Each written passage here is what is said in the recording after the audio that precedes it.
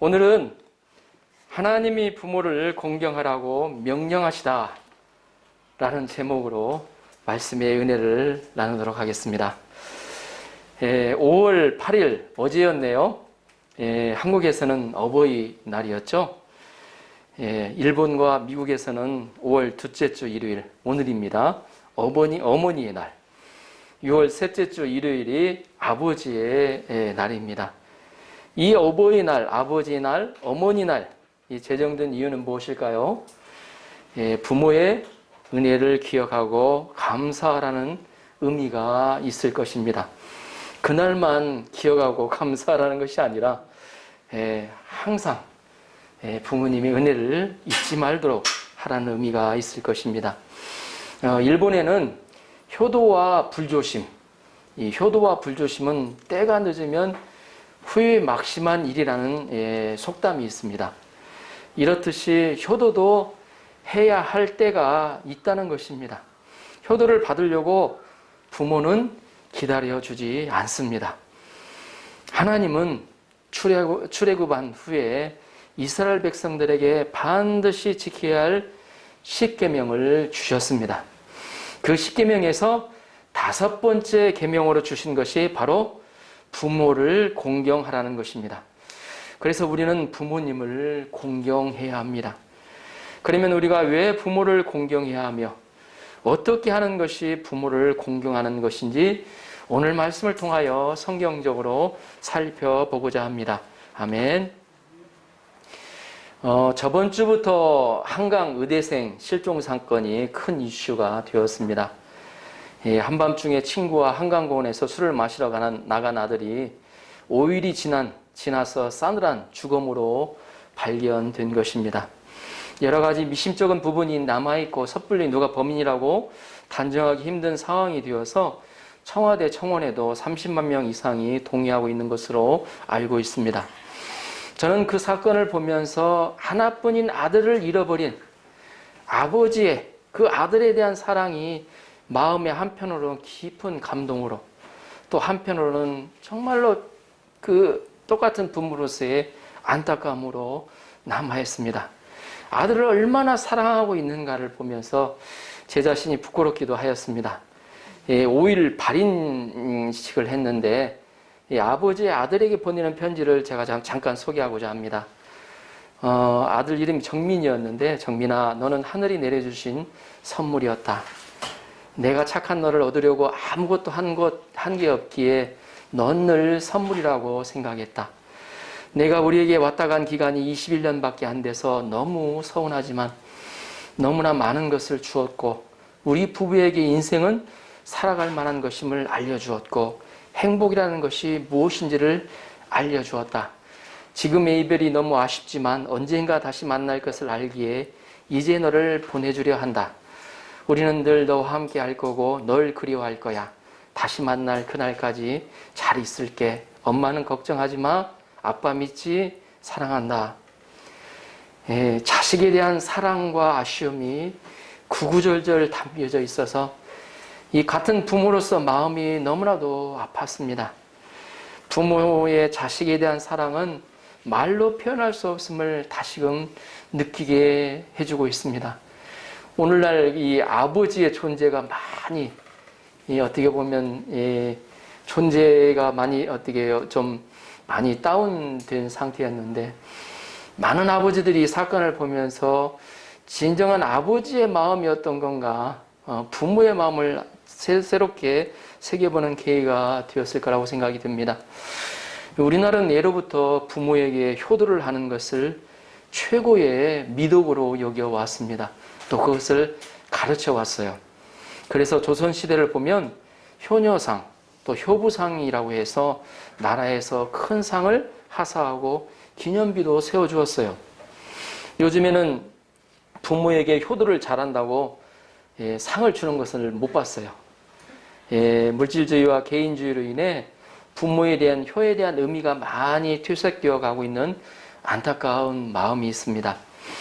요즘에는 얘들에게 효도한다는 말이 있어요. 보면 부모님께는 소홀히 하고 부모님께 해야 할 정성을 애들에게 다 쏟는다는 말입니다. 갈수록 부모님께는 소홀히 하고 애들에게는 관심을 쏟는 경향이 있습니다. 그런데 그것이 정말로 잘하는 것일까요? 한번 진지하게 생각해 볼 일입니다. 시대가 이러니까 어쩔 수 없지 않느냐? 그렇게 생각해 볼 일은 아닌 것 같습니다. 이는 부모님께도 불효이고 본인에게도 좋지 않고 애들에게도 잘못된 것입니다. 부모님은 늙으면서 체력도 떨어지고 경제권을 잃고 소유되어 외롭게 지내갑니다. 자녀들은 과잉 보호를 받아서 부모님이 안 계시면 아무것도 할 수 없는 마마보이들이 많아지고 있어요. 부모님을 소유시킨 자식들은 나중에 어떻게 될까요? 우리는 진정한 효도를 배우고 실천하고 자식들에게 보여주어야 합니다. 많은 부모들이 자식에게 효도를 하라고 가르치지도 요구하지도 않습니다. 뭔가를 바라는 것 같아서 그렇습니다. 저도 그래요. 야, 너에게 부모 좀 효도를 좀 하라고 말을 못하는 거 있죠? 보면. 그런데 가르쳐야 된다는 거예요. 오늘 말씀을 묵상하면서 우리 자녀들을 위해서 자녀들이 축복하기를 원하는 마음이 있다면 가르쳐야 한다는 것을 알았어요. 그것이 자녀들이 축복을 받도록 돕는 것입니다. 더욱이 하나님을 믿는 자는 부모님에 대한 효도를 적극적으로 실천해야 합니다. 왜 부모에게 효도를 해야만 합니까? 왜 부모님을 공경해야만 합니까? 첫째, 하나님의 명령이기 때문입니다. 하나님이 부모님께 공경하라고 명령하셨어요. 자, 신명기 5장 16절을 다 함께 읽어보겠습니다. 신명기 5장 16절. 자, 화면을 통해서 같이 한번 읽어보겠습니다. 시작. 너는 내 하나님 여호와께서 명령한 대로 내 부모를 공경하라. 그리하면 내 하나님 여호와가 내게 준 땅에서 내 생명이 길고 복을 누리리라. 자, 예배보서 6장 2절도 한번 같이 읽어보겠습니다. 6장 2절 자체 읽어보겠습니다. 시작. 내 아버지와 어머니를 공경하라. 이것이 약속 있는 첫 계명이니. 아멘. 부모를 공경하는 것은 여호와 하나님의 명령입니다. 우주와 이 땅을 창조하시고 우리 인간을 창조하신 하나님께서 하신 명령입니다. 여기서 부모를 공경하라는 것은 원어적으로 무겁다는 뜻이 있습니다. 그러므로 내 부모를 가볍게 여기지 말라는 것입니다. 부모님을 무시하거나 멸시하거나 경멸하거나 낮추어 보지 말라는 것입니다. 특별히 부모님의 말씀을 무겁게 여겨야 한다는 것입니다. 부모님의 말씀을 무겁게 여기는 사람은 결코 부모를 무시하지 않습니다. 결혼하지 않는 자녀는 부모님의 말씀에 성경에 어긋나지 하지만 않으면 절대 순종해야 합니다. 여러분들이 잘 아는 청개구리 이야기를 해보겠습니다. 엄마 청개구리와 아들 청개구리가 살았습니다. 우리 고바이상 알아요? 몰라요? 우리 집사님, 김민 집사님 들은 기회 있죠? 엄마 청개구리와 아들 청개구리. 아들 청개구리는 말씀꾸러기였어요. 그래서 엄마가 시키면 무조건 반대로 했어요. 무조건 반대로 했다는 거죠. 산에서 놀다 오라 그러면 저기 들에 가서 놀고, 공부하라고 하면 오히려 놀러 나갔습니다. 이런 아들 청개구리를 보면서 엄마 개구리는 걱정만 하다가 큰 병에 걸리고 말았죠. 엄마 개구리는 자기가 죽으면 개울가에 묻어달라고 했어요. 그러면 아들 청개구리가 산에 묻어줄 거라 생각했기 때문입니다. 며칠 후에 엄마 개구리가 세상을 떠나자 청개구리는 그제야 잘못을 깨닫고 눈물을 흘렸습니다. 아, 내가 잘못했구나. 엄마한테 잘못했구나. 그래서 청개구리는 이제는 엄마의 말대로 개울가에 무덤을 만들었습니다. 엄마의 마지막 유언이었으니까요. 그 뒤로 비가 주룩주룩 내리면 엄마 무덤이 떠내려갈까봐 개굴개굴 울었다는 슬픈 이야기입니다. 이런 이야기도 있습니다. 미국의 중고등학교에서 부모 공경을 가르칠 때 가장 많이 인용하는 인물이 조지 워싱턴 대통령이라고 합니다. 여러분도 잘 아시겠지만 미국의 일대 초대 대통령이죠. 조지 워싱턴은 바다를 벗삼아 세계를 항해하는 멋진 선장이 되고 싶었다고 합니다. 그의 꿈이 선장이었어요. 꿈이었으니까 얼마나 설레이며 선원이 될 준비를 했겠습니까? 훌륭한 선호로서 필요하다고 생각하는 외국어도 공부하고 또 어때요? 기술 자격들 열심히 공부하고 준비하였을 것입니다. 그는 바라던 선호로 취직해서 먼 백길을 떠날 모든 준비를 마쳤습니다. 그리고 어머니께 작별 인사를 드리기 위해 시골에 계신 어머니를 찾아갔습니다. 그런데 선원으로 떠난다는 아들의 말을 듣고 어머니는 어때요? 이내 아들과의 이별이 아쉬워 슬피 울었다고 합니다. 우는 어머니를 본 워싱턴은 마음이 답답해서 한참 고민하다가 마음을 돌렸다고 합니다. 어머니의 눈물과 내 꿈을 바꿀 수는 없다고 생각한 워싱턴은 항해를 포기하고 선원으로서의 꿈도 버렸습니다. 그때 어머니가 아들의 머리에 손을 얹고 축복했다고 합니다. 부모를 공경하는 사람의 앞길은 평탄하리라. 하나님이 내게 복을 주실 것이다. 결국 효자 워싱턴은 한 배를 조종하는 선장 대신에 한 나라를 다스리는 대통령이라는 축복을 받았습니다. 둘째, 약속이 있는 계명이기 때문입니다. 우리가 부모를 공경해야 하는 이유 두 번째는 약속이 있는 계명이기 때문이라는 것입니다. 무엇이 있는 계명이라고요? 약속. 이게 그렇죠. 약속입니다. 다시 말해서 그 계명을 지킬 때 약속이 실행된다는 것입니다. 쉽게 이야기하면 이 아프리를, 여러분 아프리 잘 알죠? 예, 어플이라고 합니까? 한국에서는 뭐라고 해요? 아프리라고. 어플이라고 다운받으면 1000포인트를 주겠다는 약속과도 같은 것입니다. 그런 의미에서 우리 신명기 5장 16절 다시 한번 읽어보도록 하겠습니다. 신명기 5장 16절 슬라이드를 통해서 같이 한번 읽어보겠습니다. 시작. 너는 내 하나님 여호와께서 명령한 대로 내 부모를 공경하라. 그리하면 내 하나님 여호와가 내게 준 땅에서 내 생명이 길고 복을 누리리라. 에베소서 6장 2절 3절도 읽어보겠습니다. 6장 2절 3절 시작. 내 아버지와 어머니를 공경하라. 이것이 약속 있는 첫 계명이니 이로써 내가 잘되고 땅에서 장수하리라. 여기서 첫 계명이라는 말이 나오는데 우리 십계명에 보면 첫 계명이 무엇이죠? 우리 십계명 화면 십계명이 나오죠. 좀 보이세요? 글자 보이세요? 자, 십계명의 첫 계명이 너는 나 외에는 다른 신들을 섬기지 말라는 겁니다. 이게 첫 계명이에요. 그러나 약속 있는 첫 계명은 저쪽 다섯 번째 내 부모를 공경하라입니다. 이것은 일방적으로 주어졌어요. 약속이 없거든요. 너 이렇게 하면 이렇게 한다. 물론 이제 축복이 있겠지만 내 부모를 공경하라는 말은 분명히 이 축복이 그 뒤에 써여 있어요. 이게 다릅니다. 그리고 여기를 보시면 이쪽 이 4계명까지는 하나님에 대한 계명입니다. 하나님에 대한 계명이고 저쪽 5계명에서 10계명은 사람에 대한 계명입니다. 그래서 예수님 말씀하실 때 너는 마음을 다하고 뜻을 다하고 힘을 다하여 내 하나님 여호와를 사랑하라 말이 이 4계명까지 들어갑니다. 그리고 내 이웃을 내 몸과 같이 사랑하라는 말이 바로 5계명에서 10계명까지 그 내 이웃을 내 몸과 같이 사랑하는 첫 계명이 바로 내 부모를 공경하라는 것입니다. 우리가 첫 계명이라는 것은 어떤 의미가 있죠? 우리 가장 중요한 것을 어때요? 맨 마지막에 두는 사람이 있습니까? 예, 귀납법이 맞나요? 보면 제가 귀납법이면 마지막에 둘 수도 있어요. 그러나 정말 가장 중요한 것은 첫째에 올려놓습니다. 바로 구체적인 약속이 되어 있는 첫 계명에 주목해야 할 필요가 있습니다. 그러면 구체적인 약속이 무엇입니까?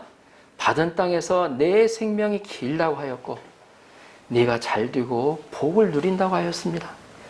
길게 사는 사람은 장수하는 사람을 의미하죠. 대개 장수하는 사람은 건강한 사람입니다. 병든 사람이 장수하는 거 보셨습니까? 아닙니다. 사람들은 나이가 들수록 건강하게 살기를 원합니다. 그래서 좋다고 하는 약은 경제적 여건이 허락하는 한 많은 것을 사 먹습니다. 왜냐하면 건강을 잃으면 슬프고 불쌍해 보이기 때문입니다. 사람들은 보통 자기가 잘 되는 것을 원합니다. 그런데 무슨 일을 하여도 다 잘 된다면 그것처럼 복 받은 사람은 없을 것입니다. 예, 어때요? 사장님들이 투자하는 데마다 어때요? 다 어때요? 예? 그걸 뭐라고 해야 되나? 예, 하여튼 잘 된다고 하면 그런 사람 좀 축복받은 사람이 어디 있습니까? 그런데 부모를 공경하는 사람에게 그런 축복이 약속되어져 있다는 것입니다. 어떤 사람에게요? 자기 부모를 공경하는 사람입니다. 그 약속을 주신 주체가 누구입니까? 바로 하나님이십니다. 부모님이 아니에요. 하나님이 그 약속의 주체이십니다. 하나님이 약속하여 주셨어요. 부모님을 공경하는 것은 하나님의 계명 중에서 약속에 있는 계명이라는 것을 우리는 기억해야 할 것입니다. 부모를 잘 공경하는 자녀들이 잘되고 복을 받습니다. 이 성경에 보면 아버지 아브라함의 말씀에 순종했던 효자 이삭은 하나님의 복을 받아 창대하고 왕성하여 마침내 거부가 되었습니다. 창세기 26장에 기록되어 있습니다. 또한 홀 시어머니 나오미를 극진히 섬겼던 효부 룻은 여성이면서도 예수님의 족보에 올라가는 위대한 인물이 되었습니다. 솔로몬도 부모 공경을 잘함으로 복받은 사람입니다.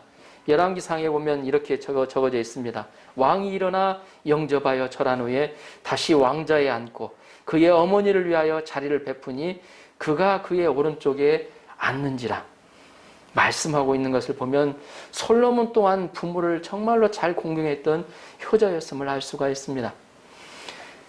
셋째, 값없이 은혜를 입었기 때문입니다. 우리가 부모를 공경해야 하는 이유는 우리가 아무 대가도 없이 풍성한 사랑을 받았기 때문입니다. 부모의 은혜는 말로 다 표현할 수가 없습니다. 어머니는 자녀를 10개월 동안 배에서 키웁니다. 뱃속에 있는 아이가 건강한 아이로 태어나도록 감기가 걸려도 감기약을 먹지 않습니다. 왜냐하면 그 약으로 인해 아기에게 좋지 않은 영향이 있을까 해서입니다. 이제까지 경험하지도 않은 산고 끝에 낳은 후에는 똥오줌 다 받아내며 안아주고 돌봐줍니다. 똥기저귀 갈아주면서도 행복해합니다. 아버지는 나에게 생명을 주시고 경제적으로 보호자로서 돌보아줍니다. 어떤 자녀도 이런 부모님의 희생 없이 사랑 없이 자라지 않은 자녀는 없습니다. 하늘에서 그냥 뚝 떨어진 사람은 없다는 것입니다. 우리는 이런 부모의 은혜를 알고 부모님께 효도하는 것이 마땅한 것입니다. 성경에서는 부모에게 효를 하지 않는 것을 아주 엄하게 다루고 있습니다. 부모에게 욕을 하거나 부모를 저주하는 자는 죽이라고 말씀하십니다. 그리고 그의 부모를 경홀히 여기는 자는 저주를 받을 것이라 할 것이요 모든 백성이 있는 데서 아멘 할지니라 하고 확인하고 있습니다. 잠언에서는 아비를 조롱하며 어미 순종하기를 싫어하는 자의 눈은 골짜기에 까마귀에게 쪼이고 독수리 새끼에게 먹히리라고 기록하고 있습니다. 참 무서운 말씀입니다. 그만큼 하나님께서 부모 공경하는 것을 중히 여기셨다는 것을 알 수가 있습니다. 사람은 어리석게도 부모님의 사랑과 은혜를 잘 알지 못합니다. 부모니까 낳았으니까 당연히 해주는 것으로 생각하기 쉽습니다. 그러나 타인의 자식으로 생각한다면 그렇게 희생할 수 있을까요? 없습니다. 자신에게 들어가는 것은 돈이 없으면 안 먹고 안 하면 돼요. 그러나 자식에게 들어가는 것은 빚을 내서라도 좋은 것으로 해주려고 합니다. 그것도 어떤 대가를 바라나요? 바라지 않고 또 어때요? 그것도 내 자식이기 때문에 아무 대가도 바라지 않고 당연히 하는 것으로 여겨요. 그런데 자녀들은 그것을 알지 못합니다. 어리석게도 당연히 다 받는 것으로 여겨요. 부모니까 어때요? 낳아놨으니까 책임을 져라 생각하고 당연시 여깁니다. 그런데 부모의 사랑에 눈을 뜨기 시작하는 것이 결혼해서 자식을 낳고 키워볼 때라고 합니다. 그때 자식을 키우면서 비로소 부모의 사랑에 눈을 뜨게 됩니다. 아빠와 엄마가 날 이렇게 키워주셨구나. 감기 걸린 아이로 인해 어때요? 걱정이 돼서 잠도 제대로 못 잤을 때 아이들이 어때요? 어때요? 젖을 주는데 2-3시간마다 일어나서 울잖아요, 보면. 잠도 제대로 못 자면서. 그때 내가 병들었을 때 엄마가 잠도 자지 않고 옆에서 나를 돌봐주셨건 하며 깨닫게 됩니다. 그래서 딸들이 아기를 낳고 키우면서 엄마를 더 잘 이해하게 되고 엄마와 친해지게 된다고 합니다. 그 고생을 공유하고 공감하게 되고 부모님과도 마음으로 공감하기 때문입니다. 이런 이야기도 있습니다. 프랑스 장군인 나폴레옹이 폴란드를 침략에 들어갈 때였습니다. 폴란드 농촌에는 한 영주가 침략해 온 나폴레옹 황제에게 좀 잘 보이기 위해서 그를 자기의 집에 저녁 만찬에 초대했다고 합니다. 어떻게 보면 패전국의 영주가 승전국의 황제를 초대한 것입니다. 전쟁터에 나와 있던 나폴레옹과 그 신하들은 이 영주의 초대를 받아 그 집에 기대를 하고 갔습니다. 식탁이었대요. 마련되었겠죠? 그런데 영주는 좌석을 배치할 때 나폴레옹을 제일 상석에 모시지 않았습니다. 두 번째에도 모시지 않았어요. 겨우 세 번째 좌석에 나폴레옹 황제를 앉게 하는 것이었습니다. 그리고 그 다음 좌석에 신하들을 앉게 하고 그 다음 좌석에 가족들을 앉게 하였습니다.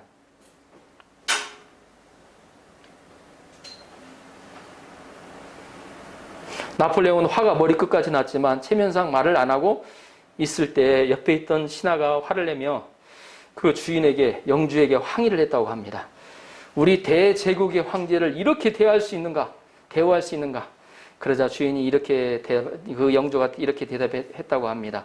이 자리는 내 아버지와 어머니가 앉으실 자리입니다. 나라에서는 임금인 황제가 최고로 높지만 우리 집안에서는 내 아버지와 어머니가 제일 높습니다. 이 말을 들은 나폴레옹은 그 영주의 효성에 감탄하고 칭찬해 주었다고 합니다. 영주의 행동은 바로 부모님에 대한 존경과 감사의 표시라고 할 수 있습니다. 부모님에 대한 존경은 제국의 황제보다도 높습니다. 그러면 부모를 공경하는 것은 어떻게 하는 것일까요? 부모를 공경하는 자는 먼저 부모를 존경하는 자입니다. 그래서 부모를 공경하는 자는 실제적인 삶에서 부모에게 순종하는 모습으로 나옵니다. 자, 에베소서 6장 1절을 같이 한번 읽어볼까요? 에베소서 6장 1절 시작. 자녀들아 주 안에서 너희 부모에게 순종하라. 이것이 옳으니라. 부모에게 순종하는 것이, 주 안에서 부모에게 순종하는 것이 옳다고 말씀하고 있습니다. 하나님은 먼저 자식의 도리를 말하고 있습니다. 부모님께 순종해야 된다는 것입니다. 자신의 생각과는 틀리다고 무시하지 않고 잘 귀담아 들어야 한다는 것입니다. 요즘은 자식을 하나 둘만 낳다 보니 자식이 부모에게 순종하는 것이 아니라 부모가 자식에게 순종하는 경향이 있는 것 같습니다. 그러나 성경에서는 자녀는 주 안에서 부모에게 순종하라고 말씀하고 있습니다. 주 안에서 순종하는 것은 무엇입니까? 먼저 부모님의 말씀을 듣는 것이 주님의 명령이라는 말입니다. 부모님께 순종하는 것이 하나님이 세우신 질서입니다. 이는 아내가 남편에게 복종하는 것보다 더 강한 의미가 있습니다. 요즘의 자녀들은 부모들보다도 더 똑똑하고 아는 것이 많아요. 사실 저도 자녀들에게 물어보거든요. 그걸 잘못할 때는 고은아 이것 좀 도와줘. 야 희연아 이거 어떻게 하냐. 자꾸 물어봅니다. 그래서 자녀들은 잘못 생각하면 이것도 모르냐고 무시하기 쉽죠. 보면 부모님을 무시하고 부모님 말을 잘 듣지 않고 나름대로 행하기 쉽습니다. 부모님들이 하시는 말씀을 쓸데없는 간섭으로 생각하기 쉽습니다. 그러나 아무리 똑똑하고 잘 나가더라도 부모 없이는 자신이 존재할 수 없었음을 알아야 합니다. 대부분의 부모는 자식이 잘 되기를 바랍니다. 자식이 잘 되지 않기를 바라지 않는 부모는 없을 것입니다. 그리고 부모는 우리보다 인생을 더 오래 사셨기 때문에 삶의 지혜가 있으십니다. 우리가 정말 지혜로운 사람이라면 부모님의 말씀에 귀를 기울일 줄 알아야 합니다. 마틴 루터와 함께 종교개혁을 이끌었던 신학자로 유명한 존 칼빈을 아시는 분 계실 겁니다. 부모 공경을 구체적으로 공경하는 것을 다음과 같은 말로 요약을 했습니다. 여기 존 칼빈의 공경에 대한 부조 나와 있는데요. 첫 번째, respect, 존경하는 것이다. 부모님을 어때요? 나에게서 가장 어때요? 존경할 만한 분이라고 생각하는 것. 두 번째는 affection이라고, 애정이라고 그랬죠. 부모님을 사랑하는 것. 사실 부모님도 어때요? 네, 어렸을 때나 부모님이 어때요? 아빠가 최고인 것 같고 전부인 것 같고 이 세상에서 가장 강력한 사람인 것처럼 보이지만 점점 어때요? 성장하면서 어때요? 부모님의 허물도 보이고 연약함도 보이고 그러다 뭐 요구하게 되고 무시하기 쉽다는 거죠. 그러더라도 애정을 가진 사람은 틀려요. 보면 애정을 가진 사랑을 가지는 그 다음에는 케어 보살핌이라는 예. 이 나이 들으면 어때요? 부모님이 어때요? 특히나 보살핌이 많이 필요합니다. 그때 어때요? 무관심하지 않고 보살피는 거 관심 가지고 예, 마지막으로는 서포트라고 했습니다. 필요한 것을 공급해 주는 거. 용돈도 때를 따라야 드리고 어때요? 뭔가 필요하다면 어때요? 드리고 이 공급하는 것을 말했습니다. 그리고 부모님의 잘못을 눈감아 드리는 것입니다. 예, 어떤 분은 부모님에게 상처를 받고 그 상처로 인해서 부모와 어때요? 단절된 삶을 사는 사람들이 가끔 보면 있어요. 특히나 일본에는 많은 것 같아요. 많다고 하면 좀 그러지만 예, 좀 그런 분들이 좀 상당히 있는 것을 주위 분들을 통해서 봤어요. 예, 자라면서 부모하고 맞지 않아가지고 싸운 적이 있어. 예. 근데 부모는 어때요? 그러더라도 어때 자식한테 여전히 사랑하잖아요. 보면 받아주고. 그런데 자식은 상처받고 마음을 닫아버려요. 그래가지고 어때요? 부모가 어때요? 부모가 의사예요. 보면 예. 아버지가 의사인데 자기도 의사야. 예. 그 정도 키워주는데 얼마나 부모가 열심히 노력하겠어요. 근데 부모가 찾아오는 걸 거부를 해. 안 만나줘요. 응? 그건 어때요? 자신이 어때요? 부모의 연약함은 어때요? 눈 감아드리지 않는가요? 감싸주지 못하는 거예요. 부모에게도 부족한 것이 있고 연약한 것이 분명히 있습니다. 그것을 감싸드리는 것이 공경하는 것의 하나예요.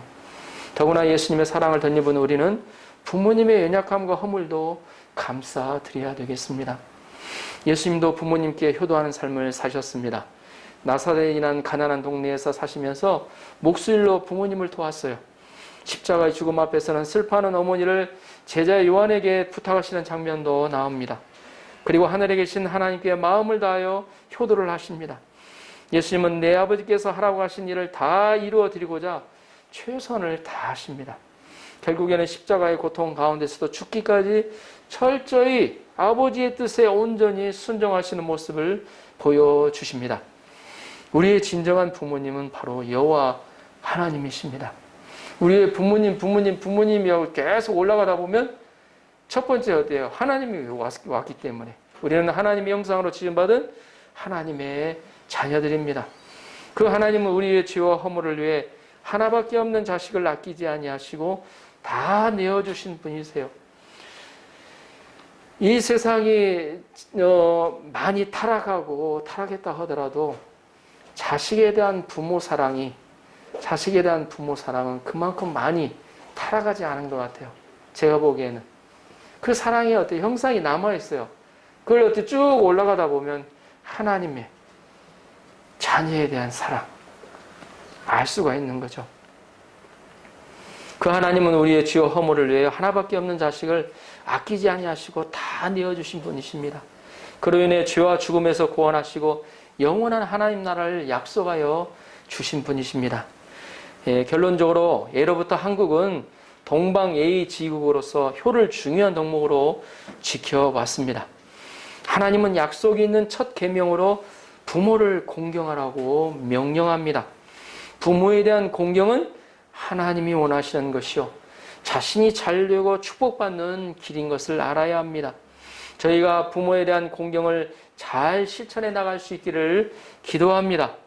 그리고 자녀들에게 가르쳐야겠습니다. 그리하여 하나님이 약속으로 주신 그 축복을 누리며 내 후손들에게도 흘려보내는 저와 여러분 한 사람 한 사람이 되시기를 주님의 이름으로 축복하며 기도합니다. 아멘.